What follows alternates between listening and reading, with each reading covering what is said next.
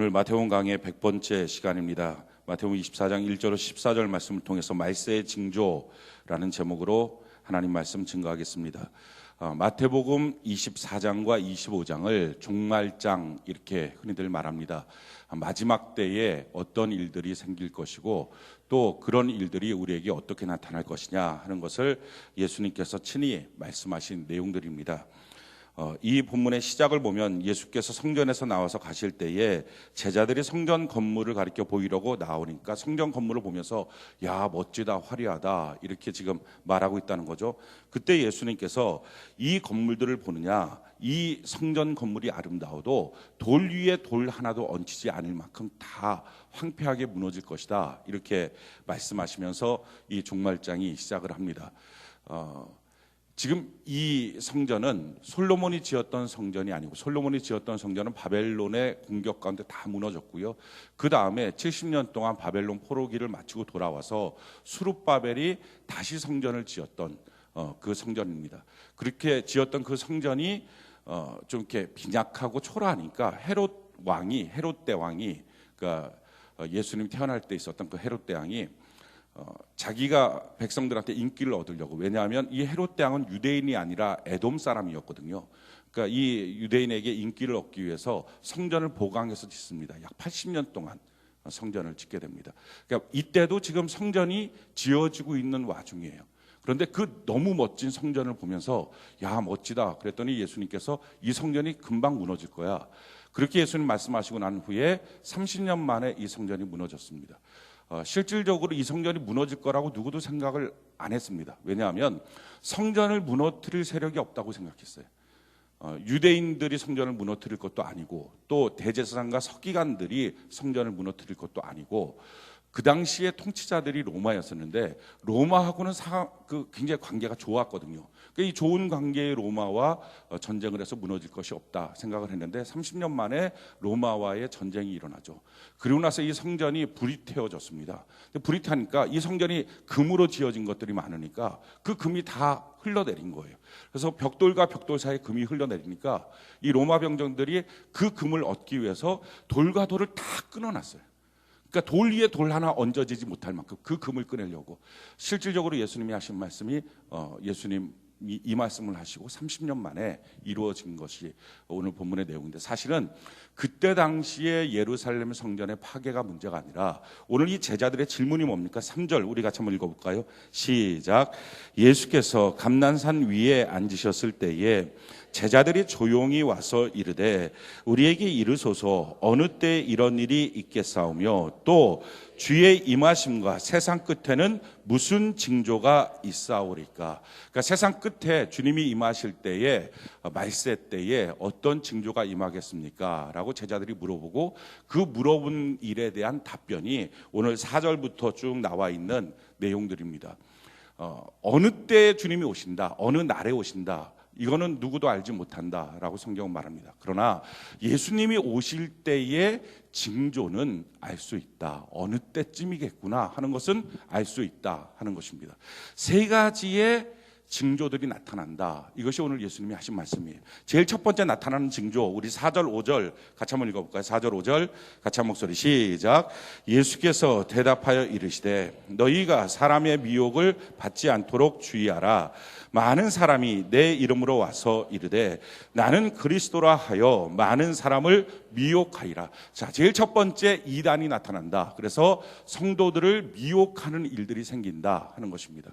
요즘 이 시대를 보면 이것보다 이단이 더 많을 수 있을까 하는 생각이 듭니다. 또 한 가지는요, 실질적으로 그동안의 모든 이단들은 교회 밖에서 활동했습니다. 그런데 최근 들어서 나타나는 이단 하나는요, 교회 안에서 활동을 합니다. 그게 신천지예요. 500명 정도 모이는 교회들마다 한 2명 이상의 신천지 추수꾼이라고 말하는데 들어가서 그 안에서 누군가를 끄집어 가려고 하는 노력들이 있다는 것입니다. 그래서 교회들마다 요즘에 붙여놨죠. 신천지는 접근금지 뭐 이런 거 붙여놨어요.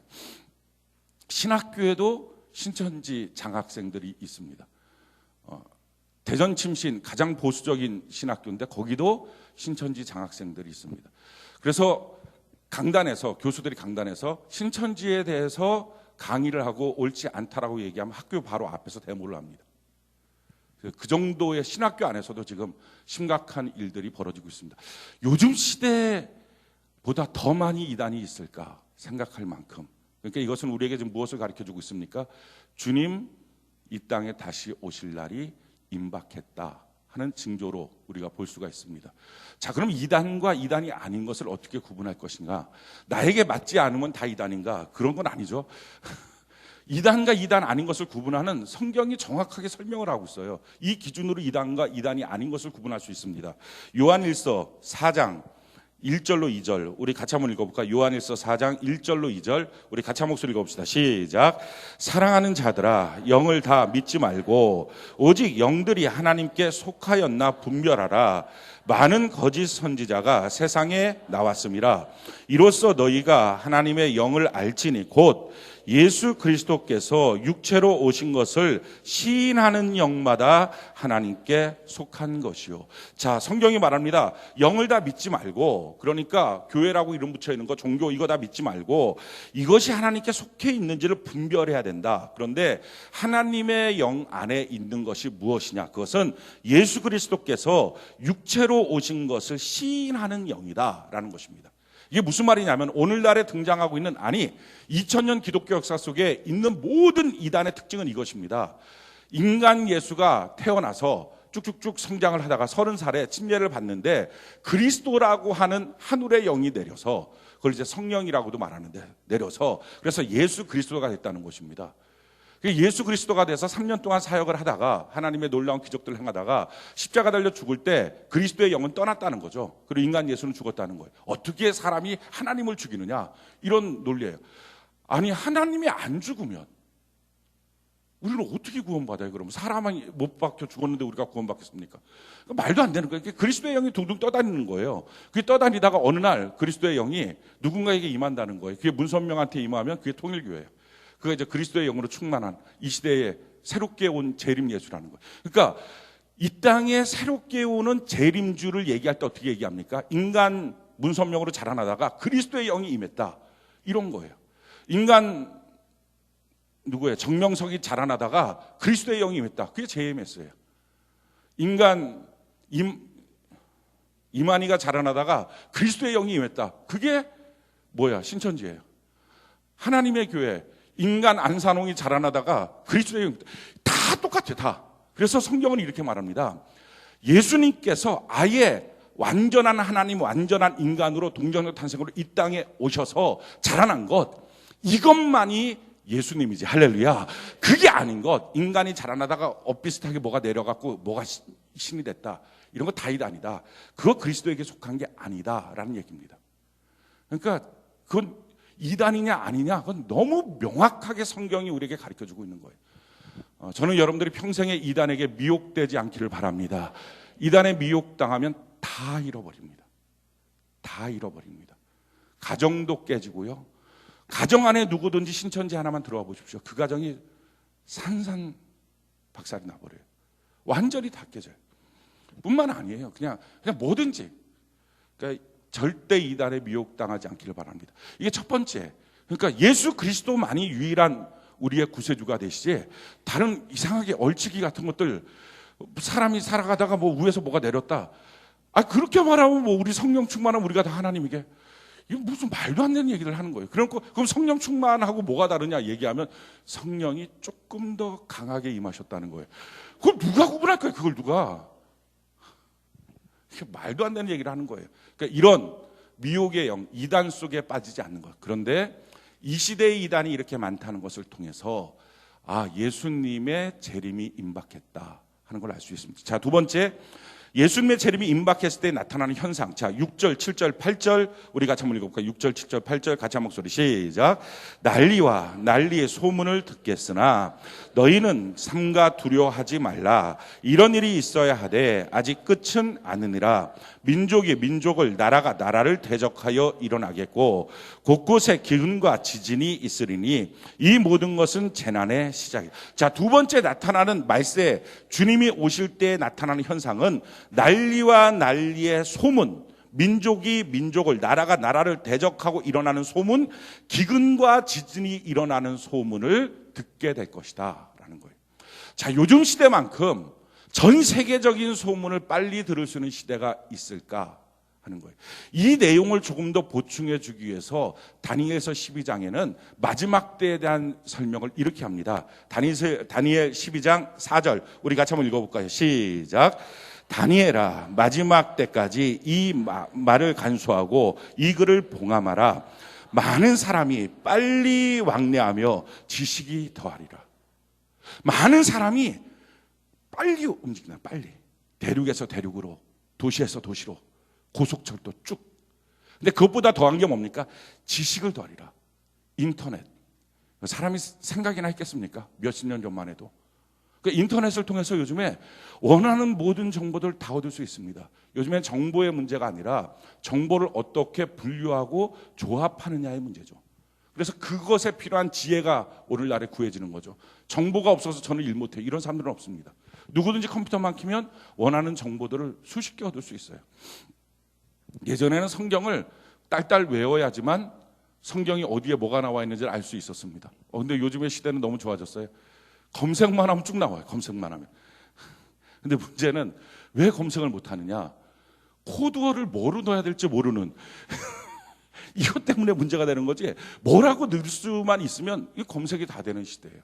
이만큼 지식이 빨리 왕래하는 시대. 다른 말로 말하면 예수님의 재림이 임박한 시대를 살고 있다 하는 거. 어느 정도 지식이 빠르게 왕래합니까? 예전에는 생각도 못했어요. 컴퓨터를 가도 그냥 컴퓨터에서 계산만 하고 타자처럼 글만 썼지 인터넷이 열렸거든요. 근데 인터넷이 열려서 컴퓨터 앞에 앉아야지 얻었어요. 근데 요즘에 뭐가 됐습니까? 이게 80년대만 해도 상상도 못하는 거였어요. 근데 80년대에 교회 목사님들마다 이런 설교를 했어요. 마지막 때가 임박하려면 사람들마다 손에 컴퓨터를 들고 다닐 겁니다. 그리고 그 손에 컴퓨터를 통해서 모든 정보들을 공유하는 시대가 올 것입니다. 목사님들이 무슨 IT 기술자입니까? 그런데 80년대 여러분들이 설교들을 검색해 보십시오. 많은 교회 목사님들이 이 설교들을 했어요. 마지막 때가 되면 이런 현상이 나타날 거라고. 그러니까 성경을 보면요, 이게 무슨 시대가 올 건지가 예측이 되는 거예요. 그걸 여러분들이 조금만 더 먼저 알았으면, 거기다 주식 투자했으면, 삼성전자가 옛날에 5만 원대였다는 걸 아십니까? 지금은 180만 원. 그렇죠. 저희 자영이 삼성전자 다녀갖고 회사주를 받았었거든요. 꽤 많이 회사주를 받았어요. 꽤 많이 회사주를 받은 걸 갖고서 땅을 산다고 팔았어요. 한 뭐 10만 원, 뭐 15만 원, 뭐 20만 원 이 정도 할 때 그냥 파는 거예요. 그 아들이 이름이 호산인데 그러더라고요. 아빠 바보. 그 성경도 모르냐고. 성경만 알면은 IT 기술이 발전한 건데 그 삼성전자 주식을 파면 어떡하냐고. 그러니까요, 이게 시대가 손안에 인터넷이 있다는 거 몇십 년 전만 해도 상상도 못했던 걸 이제는 하는 거예요. 근데 손 안에 들고 다니는 것까지 귀찮으니까 어떡합니까? 이제 손목시계로 차고 다녀요. 이제 뇌 안에 삽입한다 그러죠. 그러니까 그만큼 정보에 대한 움직임이 굉장히 빠른 속도로 오고 있다. 왜요? 그게 마지막 때에 주님 오실 때의 징조다, 현상이다 하는 거예요. 자, 세 번째 현상. 우리 9절부터 13절까지 같이 한번 한 목소리 읽어봅시다. 시작. 그때 사람들이 너희를 환난에 넘겨주겠으며 너희를 죽이리니 너희가 내 이름 때문에 모든 민족에게 미움을 받으리라. 그때 많은 사람이 실족하게 되어 서로 잡아주고 서로 미워하겠으며 거짓 선지자가 많이 일어나 많은 사람을 미혹하겠으며 불법이 성함으로 많은 사람의 사랑이 식어지리라. 자, 세 번째 특징은요, 예수님 때문에 미움을 받는 일들이 드러나고, 그리고 신앙생활 하다가 미혹당해서 신앙을 잃어버리는 사람들이 드러나면서 또 한 가지 특징이 뭡니까? 많은 사람의 사랑이 식어지는 시대를 맞이할 것이다 하는 거예요. 요즘같이 사랑이 식어지는 시대를 또 볼 수 있을까? 가정 안에서 옛날에는요, 사는 거였어요. 그리고 어렵고 힘들어도 그 고비 넘어가면 좋은 날 온다. 이게 다 우리 부모 세대에 했던 말들입니다. 그리고 내 평생 잘한 것이 있다면 그때 이혼하지 않은 거야. 이 얘기를 하셨단 말이죠. 뭐 그분들이 행복하고 룰루랄라 꽃길만 걸어서 했던 게 아니라 어렵고 힘들었을 텐데 그렇게 하신 거예요. 그러면서 그 고비를 넘어간 거예요. 근데 요즘 같은 경우는요, 너무 쉬워졌어요. 그리고 쉬워지고 이유가 이런 이유예요. 더 이상 사랑하지 않는 것 같아요. 뭘 특별하게 얼마나 대단한 사랑을 한다고 더 이상 사랑하지 않는 거예요. 아니, 가정이라고 하는 공동체 안에 이 말들을 쉽게 한다니까요. 더 이상 사랑하지 않는 것 같아요. 교회라고 하는 공동체 안에 우리는 사랑이 없어요. 나는 사랑하지 않아요. 라는 말들을 참으로 쉽게 합니다.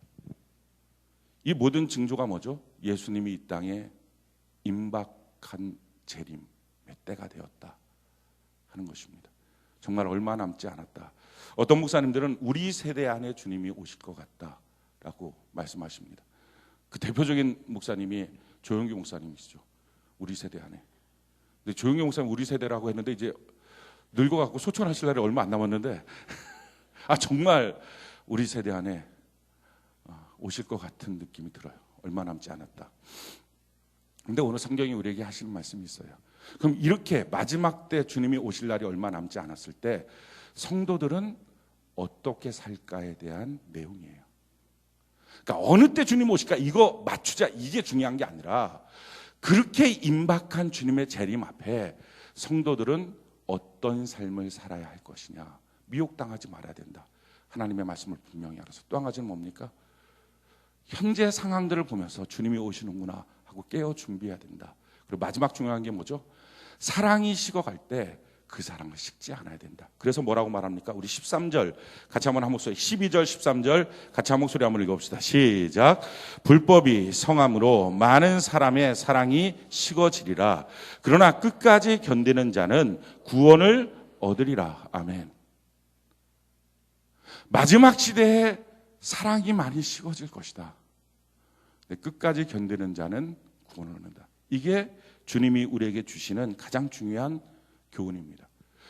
마지막 시대 주님이 오시기 전까지 우리가 뭘 준비해야 될 것이냐? 끝까지 사랑하는 마음을 잃어버리지 말고 잡고 있을 때 그 사람이 구원받는 사람이다 라는 것입니다. 근데 왜 사랑을 잃어버렸을까요? 그 이유가 있어요. 12절에 보니까요. 불법이 성함으로 많은 사람의 사랑이 식어지리라. 사랑을 잃어버리는데 공연히 잃어버리지 않습니다. 그냥 내 마음에 사랑이 식어서가 아니에요. 대부분의 오늘날 가정 안에서 사랑을 잃어버리는 이유가 뭡니까? 배우자의 불법한 행위예요. 당신이 그렇게 하니까 난 당신을 더 이상 사랑할 수 없어요. 그러니까 불법에 대해서 사랑이 식어져요. 나라에 대한 애족, 이거 우리나라가 갖고 있었던 굉장히 중요한 전통이었습니다.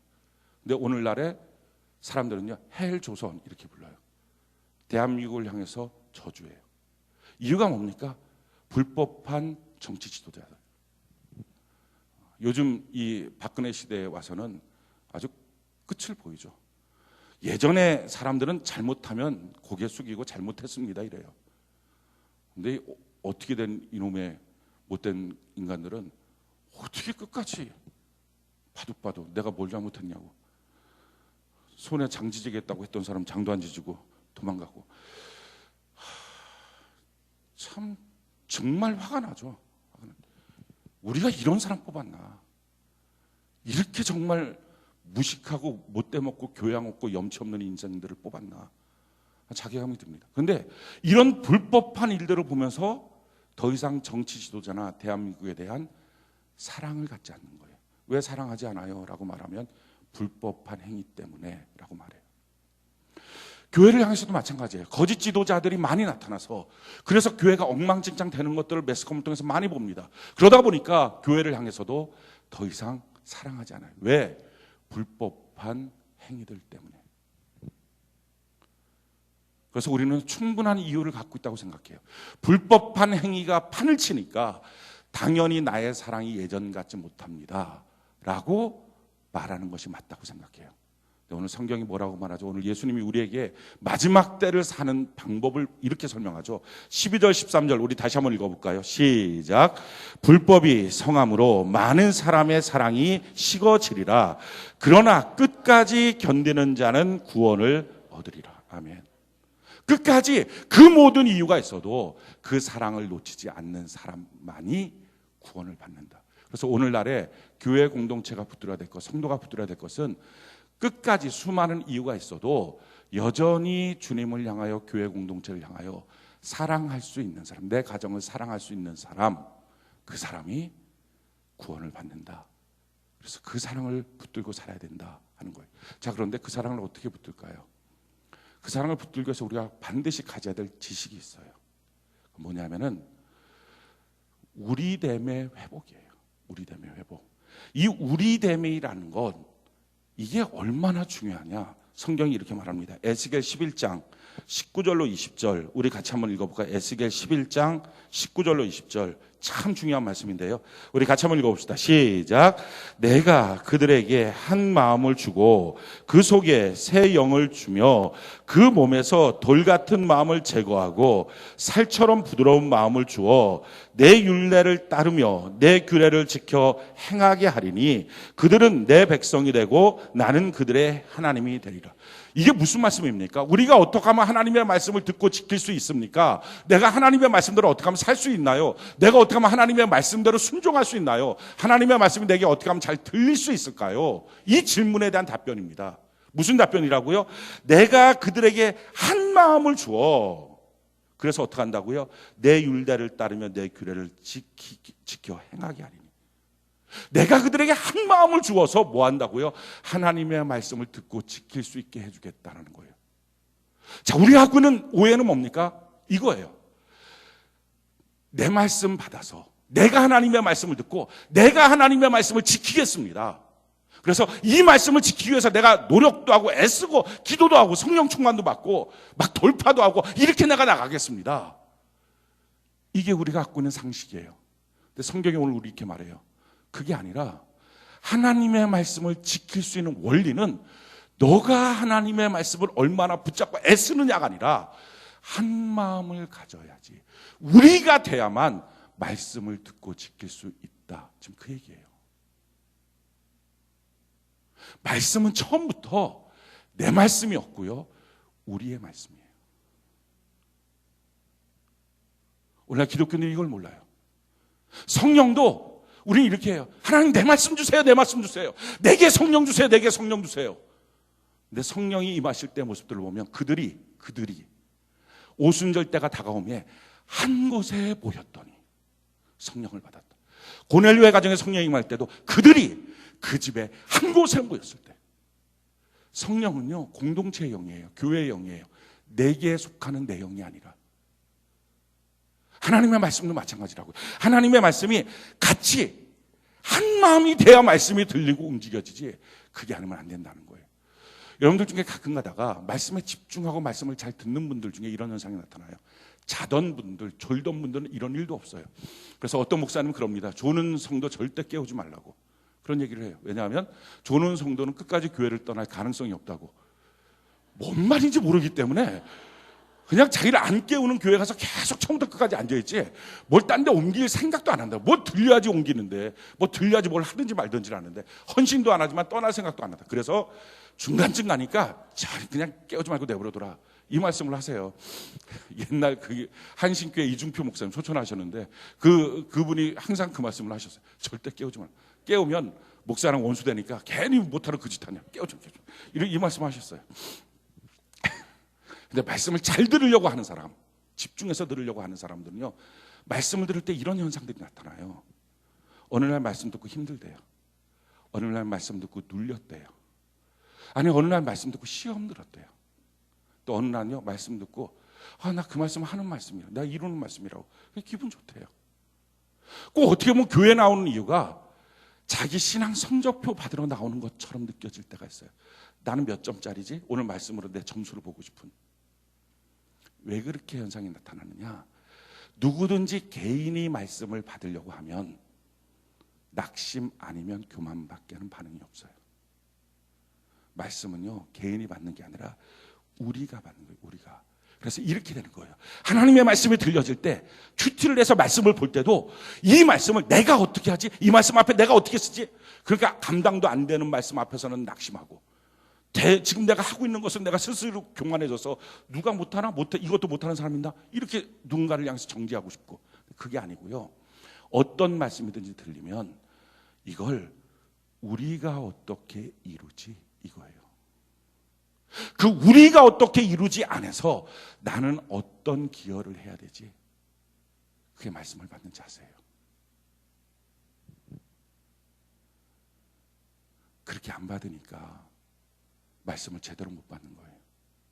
그래서 말씀은요, 한 마음이 돼야 받는 거지, 우리가 없는 사람은 아무리 은혜 받고 말씀을 받아도 없는 거예요. 그래서 그냥 교회 와서 등록도 안 하고 우리도 없고 교제권도 없고 그냥 와서 은혜 받고 눈물 흘려 돌아왔다. 그건 감정의 작동일 뿐이지 말씀에 순종이 안 되는 거예요. 그래서 신앙에 성숙이 없어요.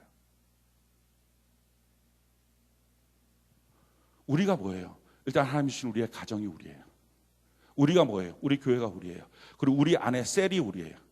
내 봉사팀들이 우리예요. 교사들 같은 경우는 자기 교사 공동체가 우리고요. 또 자기에게 맡겨준 이 영혼들이 우리예요.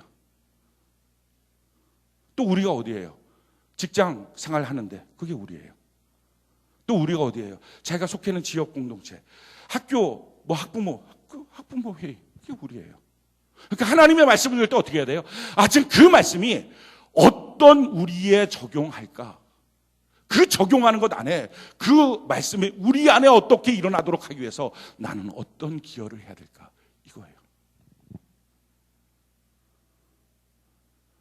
그게 하나님의 말씀을 받는 거예요. 그러니까 하나님의 말씀을 듣고 지키려면 먼저 한 마음이 되지 않으면 안 된다 하는 거예요.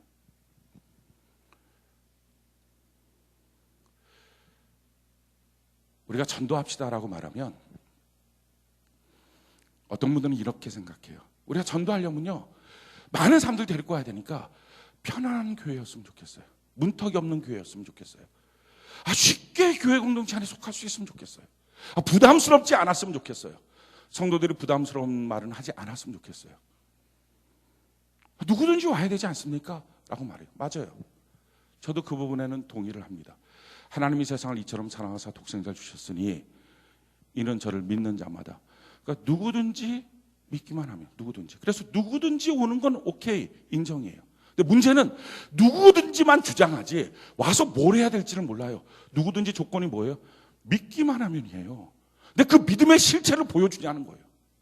뭘 믿고 있는지, 그 믿음을 위해서 우리가 어떤 선한 싸움을 싸워야 되는지, 그 믿음을 위해서 성경, 교회, 예배를 통해서 내가 어떻게 날마다 믿음의 선한 싸움을 싸워야 되는지 하나도 보여주지 않는, 와서 편안한 교회만 만들면, 문턱만 없는 교회만 만들면 그렇게 모아놓은 대중이 무슨 의미와 가치가 있습니까? 이게 사랑입니까? 왜 영혼들 모아놓고 죽이려고 합니까? 그러면 교회 오면 충격을 받아야 돼요. 내가 예수 믿기 전에 있는 인생이 예수 믿는 인생으로 바뀌려면 믿음에 대한 충격이 있어야 된다고요. 그걸 정확하게 보여주고 가르쳐줘야 돼요. 대충 흐리멍텅하게 교회만 나와줘, 교회만 나와줘, 그렇게 나오는 교회가 무슨 가치가 있어요? 그게 영혼에 무슨 의미가 있어요? 어느 정도의 변화가 있어야 됩니까? 침례받을 만큼이에요. 그게 성경이 우리에게 가르쳐주는 거예요. 침례받는다는 게 뭐예요? 나 옛사람 죽고 새 사람으로 태어났습니다. 쉽게 말하면 내가 그동안 살았던 삶의 방식, 지식, 상식, 개념, 이것이 죽을 만큼, 내가 죽을 만큼 나는 교회 공동체 안에서 변화돼야 되는 사람이라는 인정이에요. 뭐가 이렇게 바뀌어져야 돼요? 가장 중요한 대표적인 게요, 나에서 우리로 바뀌는 거예요. 세상 사람들의 가장 큰 특징이 뭡니까? 나예요. 내가 먼저예요. 내가 중심이에요. 그래서 내가 잘 되면 돼요. 거기서 조금 더 열려지면 내 가정, 내 자녀가 잘 되면 되는 거예요. 그런데 교회에 왔을 때 여전히 거기에 대한 충격을 안 줘요. 나라고 하는 것으로 이어져요. 그래서 내가 먼저예요. 내 가정이 먼저예요. 내가 잘 되면 돼요. 내 하나님, 내가 받아서 내 말씀 갖고 내가 순종하고 잘 살다가 내가 복 받으면 돼요. 내가 기도하면 돼요. 한 번도 나라고 하는 부분에 대한 충격을 안 줘요.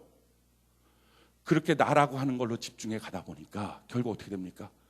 나에게 필요한 하나님, 나에게 필요한 교회. 결국은 하나님을 이용해요. 왜 이걸 충격을 안 주죠? 이유는 이거예요. 충격 주면 그 사람 교회 떠날까 봐. 아니, 그 사람 교회를 떠날까 봐가 문제가 아니라 바르게 신앙 가르쳐 주는 것이 더 필요하지 않습니까? 모아놓으면 뭐 할 거냐고요. 자기 셀에 대충 데리고 있으면 뭐 할 거냐고요. 정말 그들이 천국 갈 수 있는 백성이 누군지를 점검하지 않는 셀장이라면. 우리는 전도할 때마다 이런 착각들을 해요. 쉬운 교회여야 한다. 편안한 교회여야 한다. 아무나 와도 좋은 교회여야 한다. 맞아요. 그러나 그들이 와서 변화될 믿음의 실체가 보여주지 않는다면 그게 무슨 교회예요? 그게 무슨 사랑이에요? 나라고 하는 존재가 우리라고 하는 존재로 바뀌어진 거. 하나님이 이 땅을 창조하실 때 처음부터 우리였어요. 아담 혼자 있는 걸 하나님 좋게 안 봤어요. 그래서 돕는 배필 우리예요. 성령도 우리 교회의 영이에요. 내 영이 아니라. 말씀도 우리가 이루어가는 거예요. 가끔가다 뭐 다른 교회를 제가 평가하고 비판하는 것은 아니지만 영시예배, 송구영신 예배를 들을 때 말씀 카드 뽑는 데들이 있어요. 말씀 카드. 물어보니까 왜 우리 교회는 진짜 말씀 카드 안 뽑나요? 이렇게. 내 말씀을 받아야지 되는데 그냥 영시예배 말씀 선포하면 그건 우리 교회 말씀이고요. 내 말씀은 좀 있어야죠. 라고 얘기해요. 내 말씀은 처음부터 없어요. 그래서 안 뽑는 거예요. 우리가 이루어야 될 말씀이고 우리 가족 공동체, 교회 공동체의 말씀이지. 우리 신앙생활 하면서요, 가장 큰 인생의 변화가 있다면 나라고 하는 사람의 주체가 우리라고 하는 사람으로 바뀌어지는 거예요. 내가 중심됐던 사람이 예수 그리스도를 머리로 하는 몸이라고 하는 이 공동체 그 안에 속해 있는 난 하나의 지체라고 하는 의식으로 바뀌어지는 거예요. 그렇게 되면요, 교회 내에서의 헌신과 봉사가요 너무 당연한 거예요. 오늘날 나라고 하는 사람이 너무 크다 보니까 교회에서 헌신하는 것도 헌신하면서 맨날 힘들대요. 그리고 항상 자기가 더 이상 힘들지 않는 방법 선에서 멈춰요. 자기가 더 이상 희생하지 않는 방법 선에서 멈춰요. 그리고 너무 합당하다고 말해요. 오늘날에 11조 얘기하면 성도들이 흔들립니다. 신앙생활 하기 힘들다 그래요. 근데 우리 교회는요, 과감하게 집사 임명 받으려면 11조 내라 그럽니다. 그걸 약속받아요. 11조는요, 개인이 얼마나 하나님 앞에 잘 드리고 얼마나 복 받느냐 이 차원의 문제가 아니에요. 다른 헌금들은 다 자기가 정해서 내는 거예요. 근데 11조는 하나님이 주신 분량 안에서 10분지를 내는 거예요. 그걸 내서 뭐 합니까? 성경에 보니까 11조의 정신은 딱 두 가지예요. 11조를 내서 레위인들과 너희 성 안에 있는 가난한 사람들이 나눠야 된다는 거예요. 그러니까 레위인들, 지금으로 말하면 사역자들, 사례비 주고, 그 다음에 그 성 안에 있는 가난하고 어려운 사람들, 그러니까 우리로 말하면 구제하는 것. 이 구제의 또 하나의 반경이 뭡니까? 이게 바로 장학이에요. 장학도 마찬가지 일종의 구제의 형식이죠. 그러니까 그 안에서 있으라는 거예요. 그래서 집사 될 때 왜 11조를 약속하느냐? 이유는 그 공동체 안에 당신의 기여에 대해서 당신을 인정하십니까? 이 문제예요.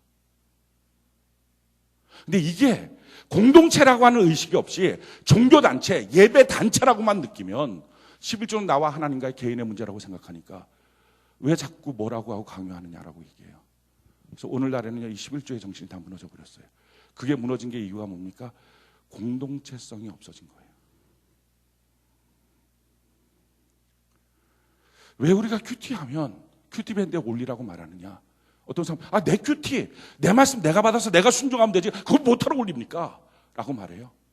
아니요, 내 말씀이 아니고 큐티한 것, 그게 그 말씀이 자기 말씀이 아니고요, 우리 공동체가 같이 이루어 가야 될 말씀이에요. 그 안에서 나는 어떤 기여를 할까? 그래서 큐티밴드에 올리고 우리 공동체 같이 나가야 됩니다. 오늘 하루. 그래서 다른 사람들의 큐티도 읽어보고 같이 힘써야 될 내용이 무엇인지를 살펴보는 거예요. 그게 몸이라고요. 그게 공동체라고요. 몸을 상실하고 나면 다 잃어버리는 거예요. 우리가 불법의 성함으로 사랑을 잃어버렸다고 얘기해요. 왜 그럴까요? 너가 불법한 거야. 너가 잘못한 거야. 어디서부터 문제입니까? 이미 너가 된 거예요. 사랑은 뭐죠? 나의 일부분으로 받아들여져야 사랑이에요. 그가 남이 되는 순간부터 이미 사랑이 아니에요. 나의 일부분이 될 때, 과연 우리가 사랑을 말하면서 정말 그 사람은 나의 일부분이야, 내 뼈 중에 뼈야, 내 살 중에 살이야 말하는 사랑 가운데 있는지. 근데 그렇게 되려면, 그러니까 너가 잘하면 그렇게 하고 못하면 그럴 수 없어가 아니라 아예 근본적으로 나의 기본 개념을 나에서, 자기에서 우리로 바뀌어지기 위해서는요, 이 우리라고 하는 것, 그는 나에게 있어서 일부분이야 라고 말할 수 있기 위해서 이 우리라고 하는 개념을 다시 강력하게 붙잡지 않으면 신앙생활은 처음부터 실패해요. 왜냐하면 내가 용납하고 용서하는 것보다 더 이상으로 그 사람들은 사고를 쳐요. 너무 속상하게 만들고 받아줄 수 없게 만들고, 그래서 우리의 이유를 합당하게 만들어요. 내가 그를 사랑하지 못하는 이유를. 그러나 성경은 말해요. 끝까지 견뎌야 구원받는다. 아멘 합시다. 그래서 오늘날 교회가 다시 회복해야 될 게 뭐예요? 하나님의 가족이에요. 우리는 예배 집단이 아니에요. 종교 단체가 아니에요. 하나님의 가족됨을 누리는 것. 그래서 너는 내 일부분이야. 우리가 모든 성도들 향해서 그럴 수는 없어요. 그러나 최소한 자기 셀 안에서, 최소한 자기의 봉사팀 안에서는 그게 느껴져야 되지 않습니까?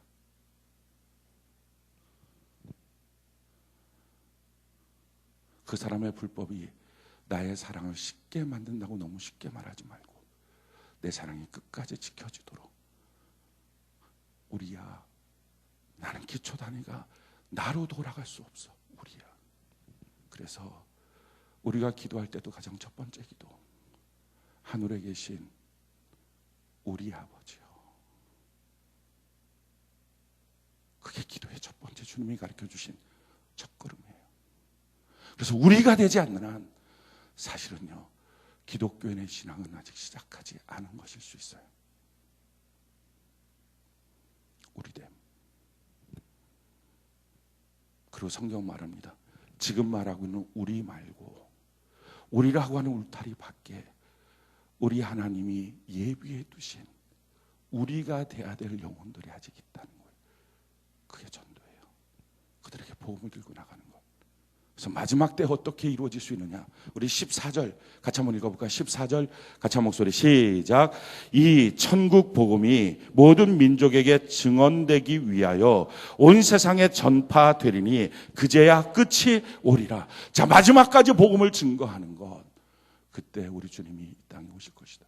그래서요, 우리 주님 맞이하는 가장 좋은 방법은 사랑하면서 전도하는 것입니다. 우리가 사랑하며 전도하는 모습으로 우리 주님 언제 오실지 모르지만 그 주님 예비하고 영접하는 저와 여러분 되는 은혜가 있기를 예수님 이름으로 축원합니다.